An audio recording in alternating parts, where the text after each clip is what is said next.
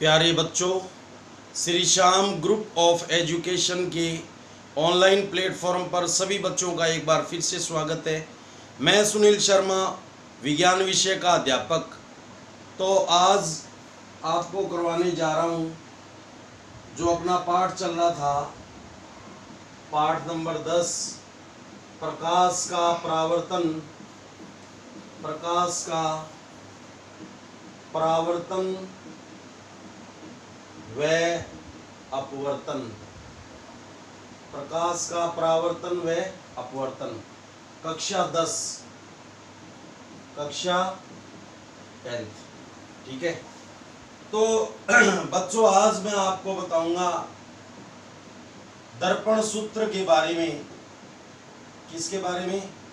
दर्पण सूत्र के बारे में, मिरर फॉर्मूला।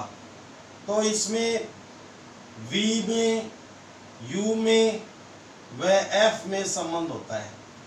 VUF में संबंध होता है बच्चों। ठीक है। VUF में क्या होता है? संबंध। तो देखिए, U क्या होता है? बिंब दूरी। U होता है बच्चों बिंब दूरी। ठीक है, जिसको U से लिखा जाता है। दर्पण से बिंब के बीच की दूरी कौन सी दूरी कहलाती है? बिंब दूरी। दर्पण से बिंब यानी वस्तु के बीच की दूरी क्या कहलाती है? बिंब दूरी। ठीक है। और एक होता है बच्चों प्रतिबिंब दूरी। प्रतिबिंब दूरी, जिसको V से लिखते हैं। दर्पण से प्रतिबिंब के बीच की दूरी, प्रतिबिंब के बीच की दूरी क्या कहलाती है? प्रतिबिंब दूरी कहलाती है। ठीक है। और तीसरी होती है बच्चों फोकस दूरी। फोकस दूरी छोटे F से लिखते हैं।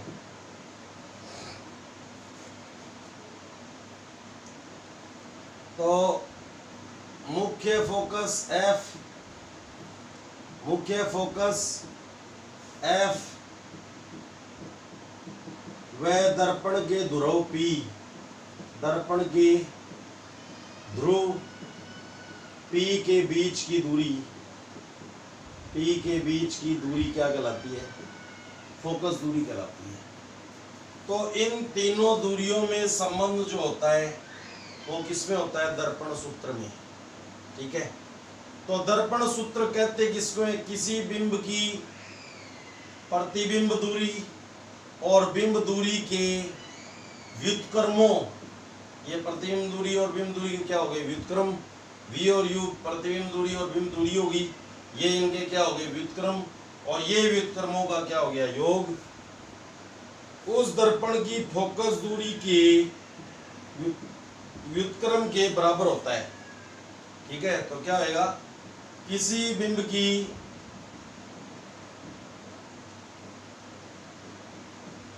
प्रतिबिंब दूरी, प्रतिबिंब दूरी तथा बिंब दूरी, तथा बिंब दूरी के व्युत्क्रमों का योग, के व्युत्क्रमों का योग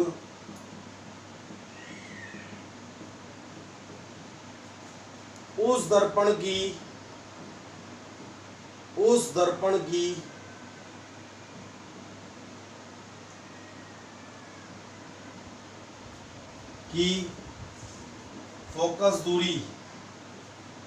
फोकस दूरी के बराबर होता है, बराबर होता है। इसे दर्पण सूत्र कहते हैं। इसे क्या कहते हैं? दर्पण सूत्र कहते हैं। ठीक है। तो ये होता है बच्चों दर्पण सूत्र। क्या होता है? दर्पण सूत्र। ठीक है। किसी बिंब की प्रतिबिंब दूरी और बिंब दूरी के व्युत्क्रमों, एक के बट्टे में लिख दिया तो व्युत्क्रम हो गए। व्युत्क्रमों का योग उस दर्पण की फोकस दूरी के व्युत्क्रम के क्या होता है, बराबर होता है। इसे कौन सा सूत्र कहते हैं, दर्पण सूत्र। तो दर्पण सूत्र में VUF में क्या होता है, संबंध। पहले दर्पण पढ़ा है, बाद में लेंस पढ़ेंगे। पहले परावर्तन पढ़ा है, बाद में अपवर्तन पढ़ेंगे। तो यहाँ पे प्लस की जगह अगर माइनस आ जाए तो ये लेंस सूत्र बन जाएगा। इसलिए पहले V वाला पद लिखते हैं और बाद में U वाला। यहाँ पे तो कोई फर्क नहीं पड़ता, 1/U प्लस 1/V कर लो। लेकिन लेंस सूत्र में प्रतिबिंब दूरी के व्युत्क्रम में से बिंब दूरी का व्युत्क्रम घटाया जाता है। तो आप इसको पहले V वाला पद और बाद में U वाला पद लिख लेना, ताकि आपको यहाँ पे केवल प्लस चेंज, प्लस के निशान की जगह माइनस निशान रखना है। और वो कौन सा सूत्र बन जाएगा, लेंस सूत्र। तो आपको माइंड में इस हिसाब से फीड करना है कि 1/V प्लस 1/U बराबर 1/F। तो यहाँ पे प्लस की जगह माइनस करते ही ये लेंस बन जाएगा, लेंस सूत्र। तो ये कौन सा सूत्र होता है बच्चों, इस सूत्र को कहा जाता है दर्पण सूत्र, जो एग्जाम में 1 नंबर का पूछा जाता है। अब बच्चों आ जाता है आवर्धन। आवर्धन को बच्चों M से लिखते हैं मैग्नीफाइंग। आवर्धन सूत्र, मैग्नीफाइंग फॉर्मूला। आ का मतलब आकार में वृद्धि। भाई बिंब के आकार में वृद्धि हो रही है या नहीं हो रही है, प्रतिबिंब के आकार में। तो देखिए, प्रतिबिंब ऊंचाई को H डैश से लिखते हैं और बिंब ऊंचाई को H से लिखते हैं। तो मैं आपको पहले फॉर्मूले से समझा रहा हूँ। किसी बिंब की प्रतिबिंब ऊंचाई और बिंब ऊंचाई, प्रतिबिंब ऊंचाई और बिंब ऊंचाई के अनुपात को, अनुपात का एक गुणधर्म होता है, इसको अंश बटे हर के रूप में लिखा जा सकता है। के अनुपात का अनुपात एक नियतांक के बराबर होता है, जिसे क्या कहते हैं, आवर्धन कहते हैं। क्या कहते हैं, आवर्धन कहते हैं। ठीक है। तो यहाँ पे आवर्धन को M से लिखा जाता है, M से, और प्रतिबिंब ऊंचाई को H डैश से, और बिंब ऊंचाई को H से लिखा जाता है। बिंब ऊंचाई को किससे लिखा जाता है, H से लिखा जाता है। तो ये आवर्धन की परिभाषा से ये कौन सा सूत्र कहलाएगा, ये समीकरण 1 आ गई। ठीक है। तो किसी बिंब की आवर्धन सूत्र में क्या होगा, किसी बिंब की प्रतिबिंब ऊंचाई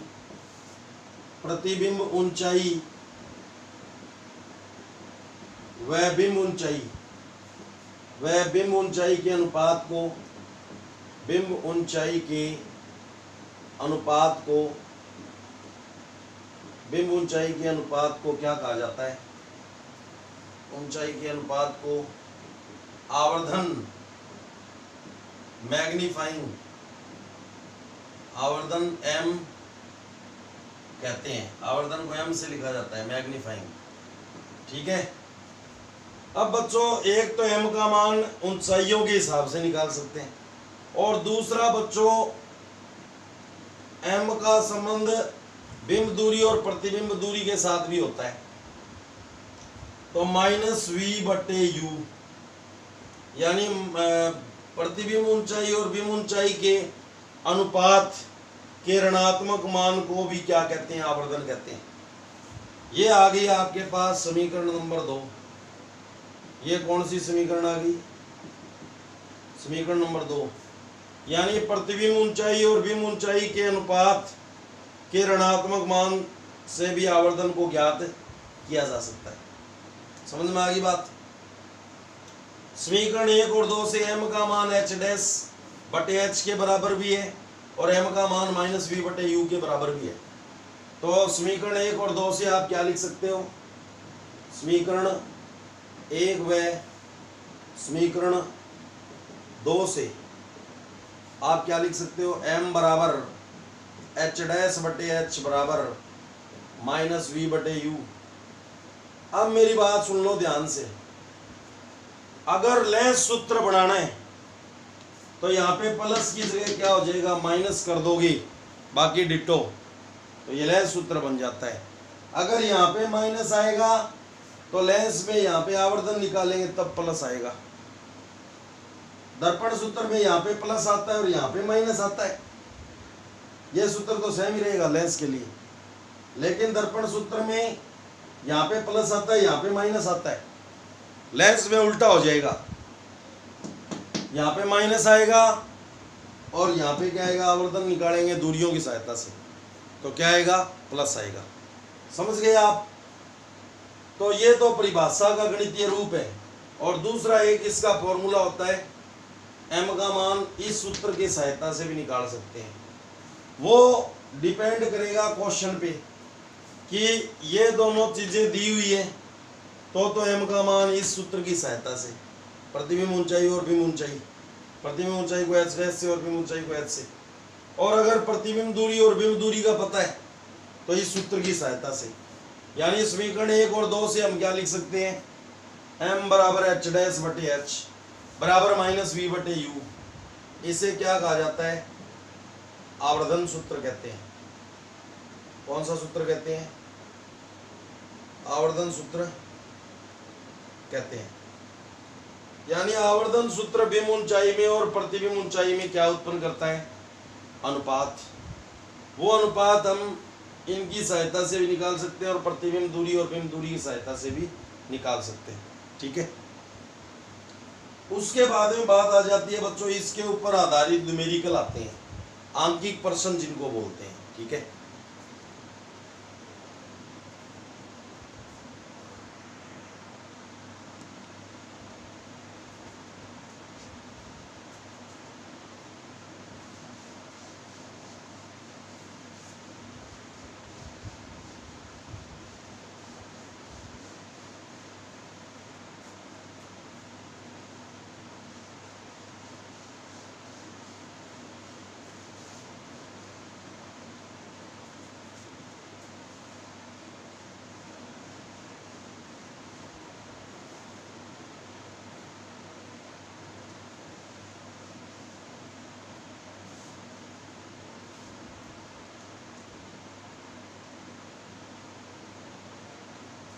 तो आंकिक प्रश्न के लिए, आंकिक प्रश्न के लिए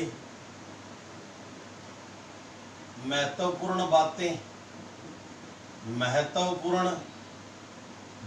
आपको बता रहा हूं।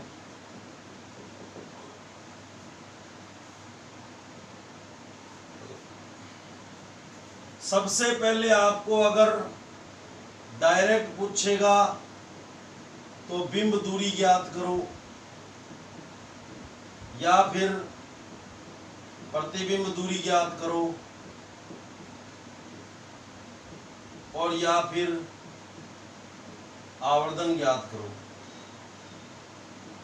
क्या ज्ञात करो, आवर्धन m का मान ज्ञात करो। ये डायरेक्ट सीधा सीधा पूछ लिया। इसके एवज में घुमा के पूछेगा तो क्या पूछेगा कि बिंब की स्थिति ज्ञात करो। तो बिंब की स्थिति और बिंब दूरी ज्ञात करना, बिंब कहाँ पे स्थित है, दर्पण से कितनी दूरी पर स्थित है, कौन सी दिशा में स्थित है। ठीक है, तो बिंब की स्थिति यानी आपको बिंब दूरी ज्ञात करनी है।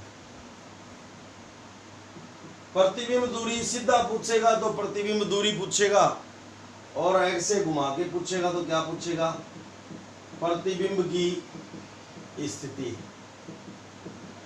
ठीक है, अगर प्रतिबिंब की स्थिति पूछ रखी है तो आप प्रतिबिंब दूरी v का मान ज्ञात करोगे, और सीधा पूछेगा तो आवर्धन ज्ञात करो, और घुमा के पूछेगा तो प्रतिबिंब की प्रकृति ज्ञात करो।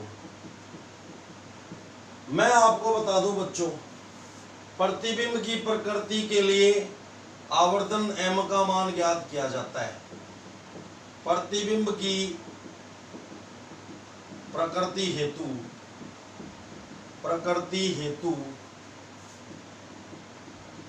आवर्धन m का मान ज्ञात किया जाता है। ठीक है, अब मान लिया आवर्धन m का मान क्या आ जाए। प्रकृति दो ही प्रकार की होती है। यदि आवर्धन m का मान ऋणात्मक आ जाए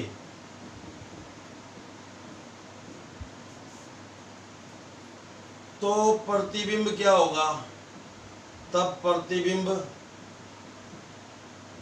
वास्तविक व उल्टा होगा, वास्तविक व उल्टा होगा।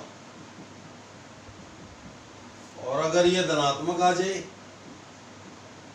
ऋणात्मक यानी माइनस का, और ये आ जाए धनात्मक पॉजिटिव, तब प्रतिबिंब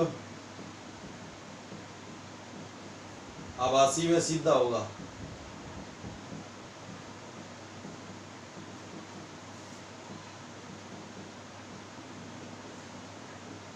क्लियर है? तो प्रतिबिंब की प्रकृति पूछ रखी है, तो आपको क्या बताना है, प्रतिबिंब की प्रकृति के लिए आवर्धन ज्ञात करते हैं।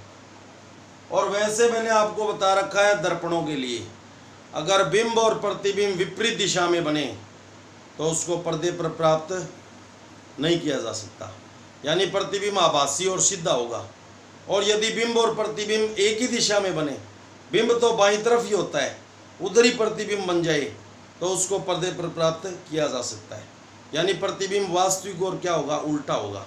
ठीक है बच्चों, तो एक अपन यहाँ से पता कर सकते हैं, आवर्धन m का मान अगर नेगेटिव आ जाए तो प्रतिबिंब क्या होगा, वास्तविक व उल्टा होगा, यानी उसको पर्दे पर प्राप्त किया जा सकता है। और अगर आभासी और सीधा होगा तो उसको पर्दे पर प्राप्त नहीं किया जा सकता। ठीक है, तो ये प्रकृति के लिए। तो बिंब की स्थिति पूछ रखी है, बिंब दूरी निकालोगे। प्रतिबिंब की स्थिति पूछ रखी है, प्रतिबिंब दूरी निकालोगे। प्रतिबिंब की प्रकृति पूछ रखी है, आवर्धन m का मान निकालोगे।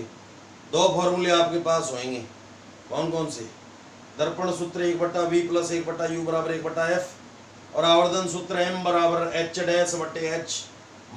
- v/u। क्लियर?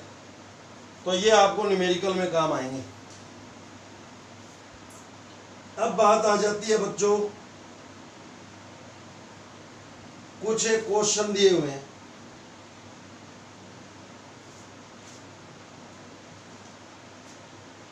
पाठ्यगत प्रश्न।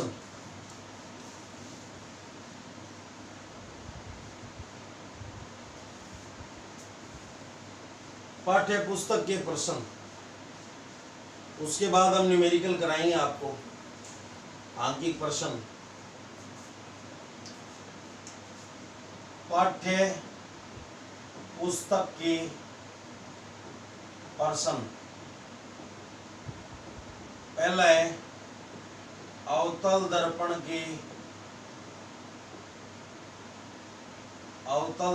के मुख्य फोकस को परिभाषित करो।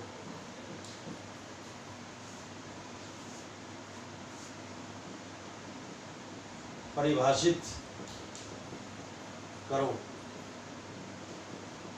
ये प्रश्न है। तो उत्तर मैं केवल आपको ये पहले ही समझा चुका हूं। ठीक है, कि गोलीय दर्पण का मुख्य फोकस उसकी अलग परिभाषा है, अवतल दर्पण का मुख्य फोकस उसकी अलग परिभाषा है, और उत्तल दर्पण का मुख्य फोकस उसकी अलग परिभाषा है। तो अवतल दर्पण ये होता है, केवल मैं आपको चित्र के माध्यम से समझा जाऊंगा। ये mn द्वारक हो गया, ये पोल P हो गया, ये वक्रता केंद्र C हो गया, और ये मुख्य अक्ष हो गया। ठीक है, जब प्रकाश की किरण मुख्य अक्ष के समांतर अवतल दर्पण पर आपतित होती है, तो परावर्तन के बाद जिस बिंदु पर मिलती हैं, प्रतिच्छेद करती हैं, वह बिंदु क्या कहलाएगा, अवतल दर्पण का मुख्य फोकस कहलाएगा। अवतल दर्पण का मुख्य फोकस F, या फोकस बिंदु भी कह सकते हैं इसको, फोकल पॉइंट बोलते हैं। क्लियर? जब प्रकाश की किरण मुख्य अक्ष के समांतर अवतल दर्पण पर आपतित होती है तो परावर्तन के बाद जिस बिंदु पर मिलती है तो वह बिंदु अवतल दर्पण का मुख्य फोकस कहलाता है। उत्तल का पूछ ले तो जब प्रकाश की किरण मुख्य अक्ष के समांतर आपतित होती है तो परावर्तन के बाद जिस बिंदु पर मिलती हुई प्रतीत होती है वो बिंदु क्या कहलाएगा? उत्तल दर्पण का मुख्य फोकस। और अगर गोलीय दर्पण का पूछ ले तो गोलीय में तो अवतल और उत्तल दोनों आते हैं। तो जब प्रकाश की किरण मुख्य अक्ष के समांतर आपतित होती है तो परावर्तन के बाद जिस बिंदु पर मिलती है या मिलती हुई प्रतीत होती है वो बिंदु क्या कहलाता है? गोलीय दर्पण का मुख्य फोकस कहलाता है। एक आपको दिया है वक्रता त्रिज्या 20 सेमी दे रखी है। क्वेश्चन में वक्रता त्रिज्या क्या दे रखी है? वक्रता त्रिज्या, रेडियस ऑफ कर्वेचर, वक्रता त्रिज्या आपको दी हुई है बच्चों। आर का मान 20 सेंटीमीटर और आपको पूछ रखी है क्या? फोकस दूरी यानी स्मॉल f का मान ज्ञात करो। तो चूंकि आप क्या जानते हो, वक्रता त्रिज्या फोकस दूरी की क्या होती है? दुगनी। इसलिए फोकस दूरी ये गुणा में तो इधर आया तो भाग में, फोकस दूरी वक्रता त्रिज्या की क्या हो जाएगी? आधी। वक्रता त्रिज्या का मान कितना है? 20/2। फोकस दूरी कितनी आ गई? 10 सेमी। तो वक्रता त्रिज्या r और फोकस दूरी f में क्या संबंध होता है? r बराबर 2f, या इस फॉर्मूले से एक और फॉर्मूला f बराबर r/2।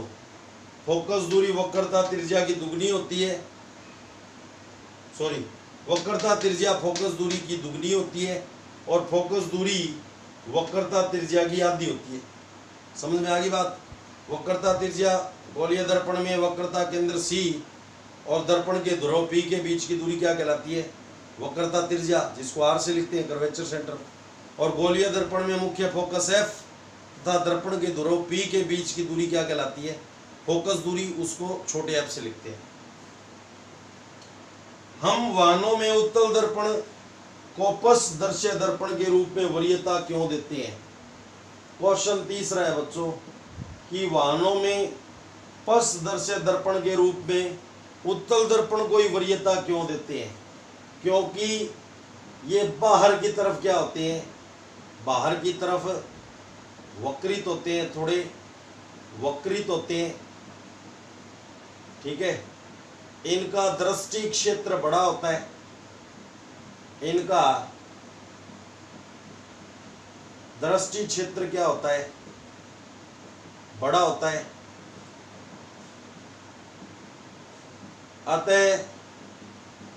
अतः ये किसी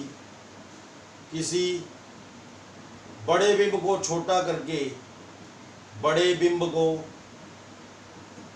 छोटा करके दिखाने में क्या होते हैं? सक्षम होते हैं। यह आपको उत्तल दर्पण के उपयोग में भी बताया था, छोटा करके दिखाने में कि बस कितनी बड़ी होती है और वो साइड मिरर के अंदर पूरी आ जाती है, दिखाने में क्या होता है? सक्षम होता है, सक्षम होता है, ठीक है। तो ये उत्तल दर्पण को इसलिए समतल दर्पण की अपेक्षा वरीयता देते हैं। एक है उत्तल दर्पण की फोकस दूरी ज्ञात कीजिए, जिसकी वक्रता त्रिज्या दी हुई है। तो फोकस दूरी आपको ज्ञात करनी है, क्वेश्चन है उसमें 188 नंबर पेज पे है वो। फोकस दूरी ज्ञात करनी है, वक्रता त्रिज्या दी हुई है। तो उत्तल की फोकस दूरी इधर होती है ना, दाईं तरफ। उत्तल दर्पण की फोकस दूरी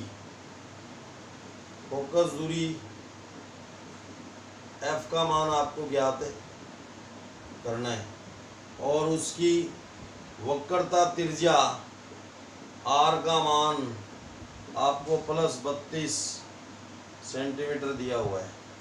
तो चूंकि हम क्या जानते हैं, एफ बराबर क्या फार्मूला होता है, r/2, तो एफ क्या आ जाएगा 32/2, यानी फोकस दूरी आ जाएगी 16 सेंटीमीटर।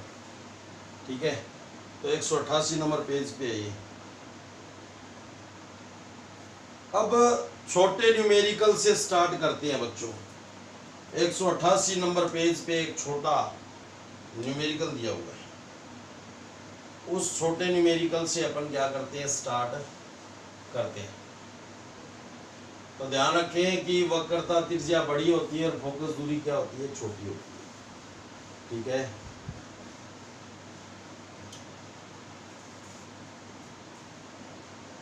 अब देखो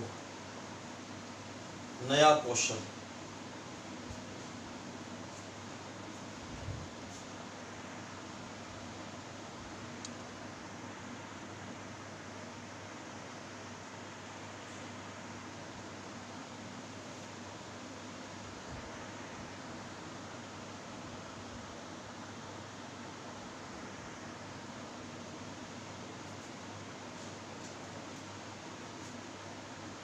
कोई अवतल दर्पण अपने सामने, दूसरा प्रश्न है ये 188 पेज 188। कोई अवतल दर्पण अपने सामने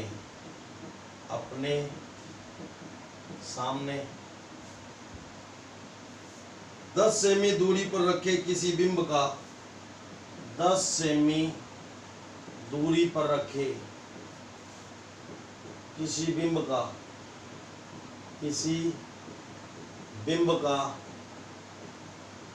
3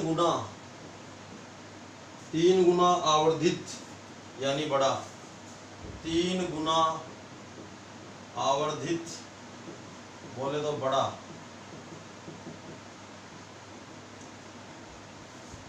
वास्तविक प्रतिबिंब बनाता है। वास्तविक है तो m का मान ऋणात्मक होगा। वास्तविक प्रतिबिंब बनाता है। प्रतिबिंब की दर्पण से कितनी दूरी है? प्रतिबिंब की दर्पण से कितनी दूरी है? अच्छा न्यूमेरिकल है बच्चों, एग्जाम में आने वाला था। दर्पण से कितनी दूरी है? सबसे पहले इस न्यूमेरिकल में उत्तर दिया गया दर्पण अवतल दर्पण है। दिया गया दर्पण क्या है? अवतल दर्पण है। अवतल दर्पण है। ठीक है, अपने सामने 10 सेमी दूरी पर रखे किसी बिंब का, यानी बिंब की दर्पण से दूरी, बिंब दूरी कितनी है? बिंब दूरी हमेशा ऋणात्मक ली जाती है। हालांकि दूरी ऋणात्मक नहीं होती, ये माइनस निशान बाईं तरफ को बताता है और प्लस निशान दाईं तरफ को। -10 सेंटीमीटर, क्लियर। और आवर्धन 3 गुना आवर्धित और वास्तविक प्रतिबिंब, आवर्धन 3 गुना है, यानी m का मान कितना हो गया? 3, और इसके साथ वास्तविक है तो -3 हो गया। समझ में आ गई बात? यहाँ पे आप देख सकते हो बिंब 1 गुना और प्रतिबिंब 3 गुना। 1 का 3 गुना होता है, तो m बराबर h'/h। h' का मान 3 है और h का मान 1 है। यहाँ से ऐसे समझ सकते हो। ये माइनस क्यों लगाया? क्योंकि इसने बोल दिया कि वास्तविक है, तब m का मान माइनस आता है, उसको पर्दे पर प्राप्त कर सकते हैं। तो आवर्धन m का मान क्या हो गया? -3। ठीक है, और क्या निकालना है बच्चों? प्रतिबिंब कितनी दूरी पर है? प्रतिबिंब दूरी v का मान निकालना है। ठीक है, तो चूंकि आवर्धन सूत्र से आप क्या जानते हो? आवर्धन सूत्र से m में v में u में संबंध होता है। आवर्धन सूत्र से m बराबर क्या होता है? -v/u, ये फार्मूला होता है। v में u में m में संबंध, ये -3 हो गया m का मान, माइनस v का मान हो गया v, और इसका मान कितना हो गया u का -10।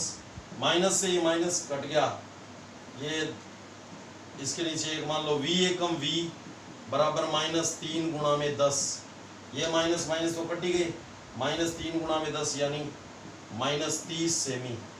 इसका मतलब अतः प्रतिबिंब दर्पण से 30 सेमी दूर, और माइनस निशान क्या बता रहे हैं, बाईं तरफ। अतः प्रतिबिंब दर्पण से 30 सेमी दूर, 30 सेमी दूर बाईं तरफ स्थित होगा। कौन सी दिशा में, ये माइनस निशान क्या बता रहे हैं, बाईं तरफ।